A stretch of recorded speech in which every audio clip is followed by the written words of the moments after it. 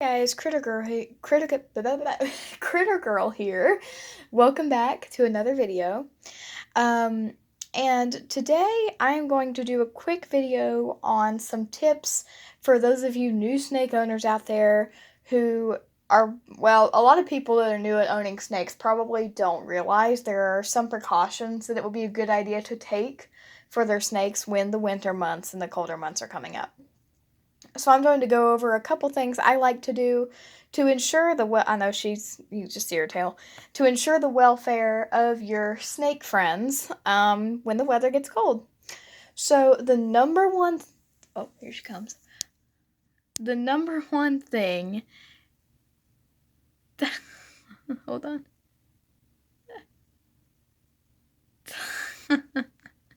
There she is.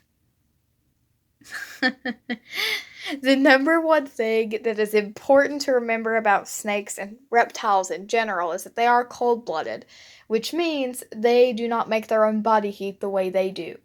What their body temperature is entirely depends on their environment. So, I like during the winter to make sure I have plenty of extra basking bulbs because as we know, my room specifically, I don't know how your house is, the room that your snakes live, but my room tends to get colder than the rest of the house, especially because my heater over there doesn't work very well. So I like to make sure I have plenty of extra heating bulbs because going without heating bulbs for a day or two while you go to buy one or don't get around to getting one during the summer isn't very much of a big deal because your house is warmer. But during the winter, that could cause your snake's cage to get too cold more quickly. So I like to make sure I always have some backup bulbs in my drawers over here. That way, if anybody's bulb burns out, I can change it quickly and we make sure that they're nice and warm. Another thing that I like to do, I know that some people, if you're like me, cold temperatures don't bother you a bit. You can have the windows open, it's 50 degrees, and you're totally fine. Reptiles aren't that way. So if you want some fresh air in your house, make sure you don't open the windows in the room where your snakes are because that could get them too cold, even with the heat lamp. Again, you have to be careful about their temperature. Another problem that comes in the winter, especially if you live in an area where you get a lot of snow and ice, is power outages, which means heat lamps don't work.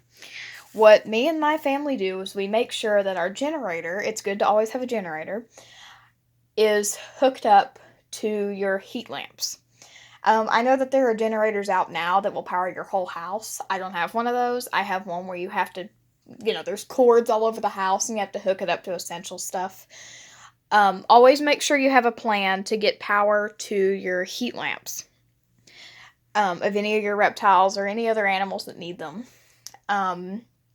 Because again, no power in the house and cold-blooded animals during the winter is not a good combination. Another thing, I like to make sure I'm fully stocked up on food for them. Some people say that snakes hibernate. I mean, snakes in the wild hibernate, but I'll be honest with you guys, I've never noticed any change in behavior in my snakes during the winter, whether it would indicate hibernation. Maybe that's species dependent, I'm not really sure. But by the way, as far as I know, and I've owned snakes for 7 years, it's okay to hold them during the winter. I've heard people say that you can't handle them when they're hibernating. That might be true for some species, but corn snakes and California kings, as far as I know, you can hold them during the winter. It's not going to hurt anything. If there is no way that you can hook up a generator to your heat lamps, at least not quickly, use your own body heat. What I have done for Bendy more than once is when our power went out, it's a little harder when you have more than one, of course, but I brought her into bed with me. I put her under the blanket and I put her under my nightgown against my chest on my skin so that she would be nice and warm. So if you don't have any other options, do that. Alternate them. Maybe you could move them into a different part of the house. Maybe you have a generator where you can only hook up a heater in one room, move them into that room. Things like that. I also recommend that you definitely have emergency travel containers for all of your animals, not just your snakes. That's super important to have a game plan in case, for any reason, whether it be a bad snowstorm, maybe your power's out, but one of your family members has invited you to come and bring your animals so that you can stay warm.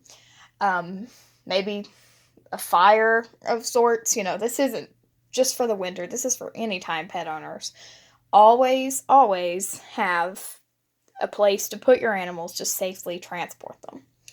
Um, for snakes, small snakes, it's easy. A small Tupperware container with some little pinpoint holes poked in the top with a little bit of bedding in the bottom, and you're good. But bigger snakes, a Tupperware container still works, but it's a little harder to do because the snakes are bigger, and it's okay for them to kind of coil up because they like to be coiled up anyway.